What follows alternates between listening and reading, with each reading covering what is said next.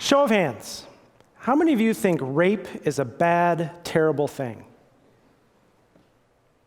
How many of you think rapists are bad, terrible people? Yeah. We really want to believe that rapists are deviant people in our normal culture. But what if when we look closely, we discover that most rapists are actually normal in our deviant culture?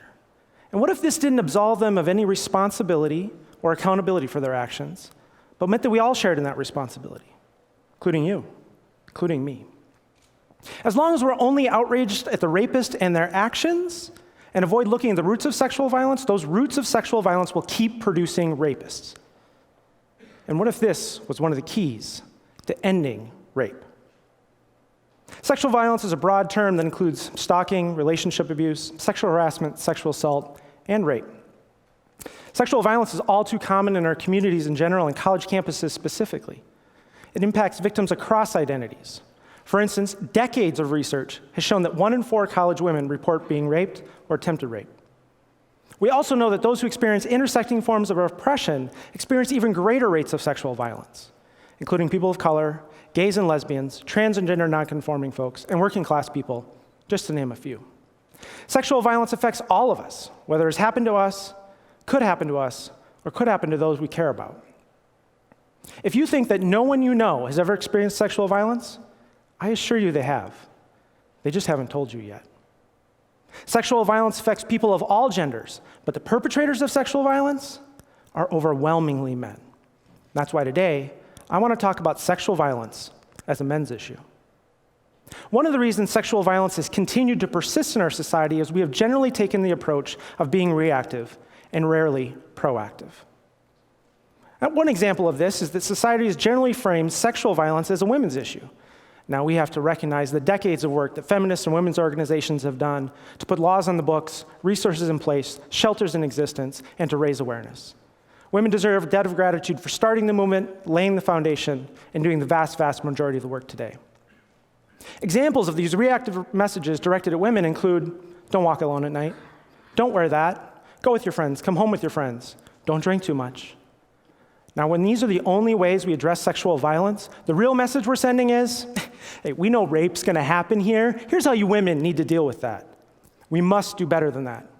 This would be like if we had an epidemic of drunk drivers hitting, injuring, and killing pedestrians, and how we addressed that issue was holding seminars on how to walk across the street.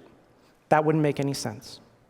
That's why we need to add to this reactive approach a proactive approach, and a proactive approach means prevention. It means preventing not just sexual violence from happening to those we love and care about, but preventing sexual violence from happening to anyone, period. If we're going to be serious about prevention, we have to understand who the perpetrators of sexual violence are. Overwhelmingly men. Now, this can be hard for us as men to hear. It can feel like we're all being blamed for the actions of a few. It's certainly how it sounded to me when I first heard it. But it can also be empowering to understand the role that we can play in ending rape. After all, if the overwhelming number of perpetrators are men, then who has more power to prevent and end sexual violence than us? Men. Of the college men who admitted to already having engaged in behaviors that met one of the 10 behaviors that met the legal definition of rape, 84% of them did not believe their actions to be illegal. This means they are not deviant in a normal culture. They're behaving normally given the deviant cultural socialization they have received that has miseducated them about what it means to be a man, what it means to hook up, and what it means to have sex. This means our greatest challenge in addressing sexual violence is not learning, it's unlearning. The difference between what is rape and what is sex is informed consent. And informed consent is simply, at every step of the way, clear, unambiguous affirmative consent that is freely given.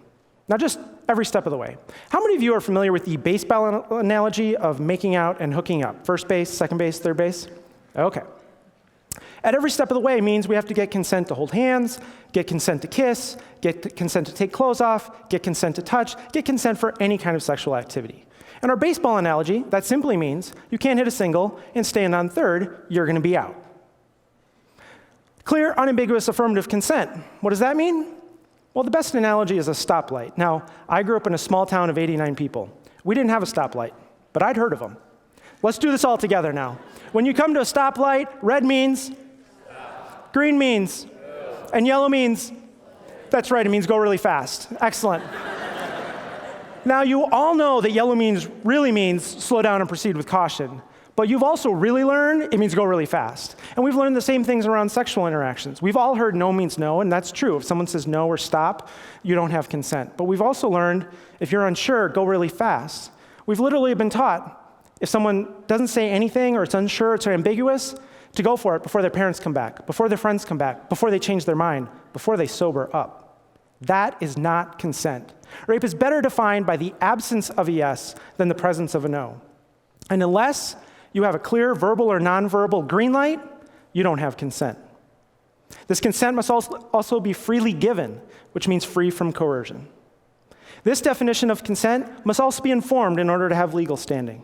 You can't give informed consent if you're underage, developmentally disabled, asleep, drugged, or highly intoxicated. Now, can you have something to drink and still be able to make an informed decision? Absolutely. Can you have so much to drink that you're no longer able to make an informed decision, and no matter what you say, that consent no longer is valid? Absolutely. So where's the line? It's hard to say because alcohol affects all of us in different ways. But if you've ever looked in the eyes of someone who's told you about being sexually assaulted, and they've shared their pain and trauma, all you know, there's a line out there somewhere, and I want nothing to do with it. The reason these definitions of informed consent are so clear and obvious and also at the same time so convoluted is because we are all very well miseducated by the rape culture. The rape culture is a culture that encourages, condones, and teaches sexual violence. The rape culture is so pervasive that we become numb to it. If you've never noticed the rape culture, it's not because it's not there, it's because it is everywhere. I want to talk about just 4 aspects of the rape culture. First, the objectification of women. Images like this Nikon magazine ad are around us all the time, describing, portraying, and discussing women as nothing more than sexual objects. And when we get used to seeing women described this way over and over and over again, sooner or later, for some men, it's going to get a little bit easier to treat women like objects. And that can lead to sexual violence. Second, our culture sends messages that subordinate women's intelligence, capability, and humanity. It's not that we as men are incapable of seeing women in their full humanity. It's that the culture teaches us not to. And we sometimes choose to view some women with less intelligence, capability, and humanity. And that can lead to sexual violence. Third, our culture has very narrow and rigid ways of defining what it means to be a man and how men are allowed to think, feel, and behave, or not think, not feel, and not behave. In my research with college men, they explained to me how clear they were about these external expectations and how none of them felt like they measured up. This left them feeling insecure and desperate to prove their manhood according to these toxic definitions of masculinity that define masculinity as sexual conquest. This can lead to competitive heterosexual sex and demeaning and degrading women, all in an effort to prove their manhood to women, to other men, and to themselves. This can lead to sexual violence. And finally, intersecting forms of oppression. One of the ways these other forms of oppression function is by emasculating men. And when men feel emasculated by oppression, they turn to the same toxic definitions of masculinity that we've all been taught. And that can lead to sexual violence. If we're going to be effective at ending rape, we need to be clear not just how we're socialized and miseducated, but how we can interrupt and challenge these cultural messages. For us as men, it means looking at our own behavior, challenging the behavior of other men, and working together with people of all genders to change those cultural messages. When we understand the roots of sexual violence, we can be empowered to intervene as bystanders in a wide spectrum of behaviors that directly or indirectly lead to sexual violence. We can intervene in the moment when we see 2 highly intoxicated people leaving together, when we see someone who's not taking the cues that someone else isn't interested, or when we simply see someone in a vulnerable position. We can intervene long before those moments at the root causes of sexual violence that make those moments possible and even acceptable. We can speak up when we hear sexist jokes, when we see objectifying images, or when we hear someone describing their weekend hookup in demeaning and degrading ways. We can speak up as simply as saying, "Seriously? Not cool." Or, "Dude, no." Now, can speaking up be awkward? Absolutely. And it may feel like saying nothing is playing it safe, but saying nothing has its own consequences. What if you found out the next day that what you saw led to someone being sexually assaulted or raped? Wouldn't you do anything to go back in time and say something? If you have come to help me, please go home. But if you have come because your liberation is somehow bound with mine, then we may work together. I've been speaking on college campuses for more than 15 years about what we can do to work toward ending rape. I'm often asked one question: Why do you do this? I have 3 answers. The potential survivors I know, the potential survivors I'll never know, and the men, including myself. The potential survivors I know, I think about my mother, my sister, my partner, our 2 daughters. But too often we say to college men, think about the 4 women you know and love, and think about one of them being sexually assaulted. Now, if this helps you connect with this issue for the first time, then that's great. But for me, it sells us as men short. First of all, that message often says, think about your mother, your grandmother, your sister, and your girlfriend. Well, that assumes we all have girlfriends, and that's heterosexism, part of the problem, not part of the solution. Second of all, that message says you as men are incapable of caring about sexual violence unless it happens to one of the 4 women you know, love, and care about. Well, I know that we as men are perfectly capable of caring about sexual violence, whether it happens to the 4 women we love and care about, women we've never met before, men and trans folks, people in our communities, or people all around the world.